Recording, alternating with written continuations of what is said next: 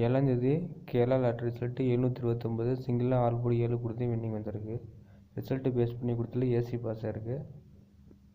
2 number கொடுத்ததில் A board pass ஆகிருக்கு. 3 டிஜிட்டில் பார்த்தீங்கன்னா B board மட்டும் மிஸ் பண்ணிட்டேன். ஸோ ஃபுல்லாக மிஸ் ஆகிருக்கு. 8ஆந்தேதி வின் 777 குழுக்கள். டிஆர் லாட்ரி சேனலில் ஃபேஸ்புக்கில் பேஜில் போய்ட்டு ஃபாலோ பண்ணுங்கள். அதில் வீடியோ வரும், அதை ஃபாலோ பண்ணிக்கோங்க. கேரளா லாட்ரி சேனலில் ஃபேஸ்புக்கும் இருக்குது, யூடியூப் சேனலும் இருக்குது. கேஎல் ஏபிசி நேமு, அதை ஃபாலோ பண்ணுங்கள். 8ஆந்தேதி ஆல் போர்டு சிங்கிளாக 3 கொடுத்துருக்கேன். அதே 2 நம்பரும் கொடுத்துருக்கேன். 3 அல்லது 5 வரலாம். 5 மிஸ் ஆச்சுன்னா 4 அல்ல அப்படின்னா 9 வர வாய்ப்பு இருக்குது. ஏ போர்டில் எனக்கு ஃபஸ்ட்டு காமிச்சது 5 4, அப்புறம் 9 நம்பரை காமிக்குது. ஸோ நாளைக்கு கொண்ட ஏ போர்டு டவுட்டாக இருக்குது.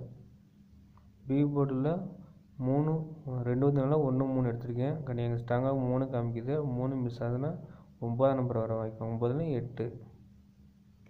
ட்ரா நம்பர் பேஸ் பண்ணால் பி போர்டுக்கு 6 8 எதுமா வரலாம். கொஞ்சம் டவுட்டாக தான் இருக்குது.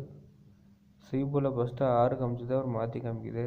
சி போர்டும் கொஞ்சம் டவுட்டாக இருக்குது. 3 டிஜிட்டில் கெஸ்ஸிங் கொடுத்துருக்கணுமா பாருங்கள். 3ஆம் நம்பரு ஒன்று ஏ போர்டு இல்லை பி போர்டு. சி போர்டு கண்டிப்பாக வர வாய்ப்பு இருக்குது. சிங்கிள் நம்பராக எனக்கு ஏ போர்டுக்கு 9 காமிச்சதை கொடுத்துருக்கேன். பி போர்டுக்கு 3, சி போர்டுக்கு 3 கொடுத்துருக்கேன். ரிசல்ட்டை பேஸ் பண்ணி எடுத்துருக்கேன் நண்பா. ட்ரா நம்பர் பேஸ் பண்ணி கொடுத்துருக்கேன். அதேமாதிரி ஸ்ரீசக்தி ட்ரா நம்பர்லேருந்து கண்டிப்பாக ஏதோ ஒரு நம்பர் கண்டிப்பாக வரும். ஆல் போர்டுக்கு இல்லைன்னா போர்டு ஸ்ட்ராங்காகவும் வர வாய்ப்பு இருக்குது. இல்லை மாற்றி கூட வைக்கலாம்.